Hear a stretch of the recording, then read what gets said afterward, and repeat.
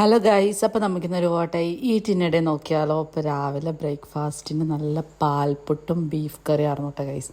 So കൂടെ തന്നെ ബൂസ്റ്റിയും കുടിച്ചിട്ടുണ്ടായിരുന്നു. അപ്പോൾ നിങ്ങളെൻ്റെ കൈ ഇങ്ങനെ ഇരിക്കുന്നത് ട്രീറ്റ്മെൻറ്റിൻ്റെ ഭാഗമായിട്ട് മെഡിസിൻ റിയാക്ഷനാണ് കേട്ടോ ഗൈസ്. എൻ്റെ കൈയൊക്കെ കറുത്ത് പോയത്.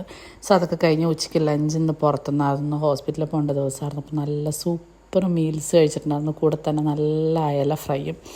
ഒരു രക്ഷയില്ലായിരുന്നു ഗൈസ്. കുറേ നാളിന് ശേഷമാണ് ഞാൻ ഫുഡ് നന്നായിട്ട് കഴിക്കുന്നത്. നല്ല അടിപൊളി ഒരു മീൽസായിരുന്നു കേട്ടോ.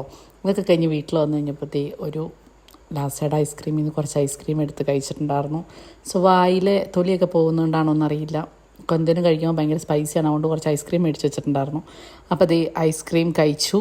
പിന്നെ നമുക്ക് വൈകിട്ട് ചായക്ക് ബൂസ്റ്റിയും അതുപോലെ തന്നെ വാഴയിലയിൽ ഉണ്ടാക്കിയ നല്ല അടയായിരുന്നു കേട്ടോ ഗൈസ്. നല്ല സോഫ്റ്റ് അടയായിരുന്നു, ഭയങ്കര ടേസ്റ്റായിരുന്നു. അപ്പോൾ അതൊക്കെയാണ് വൈകുന്നേരം ഈവനിങ് സ്നാക്കായിട്ട് കഴിച്ചിട്ടുണ്ടായിരുന്നത്.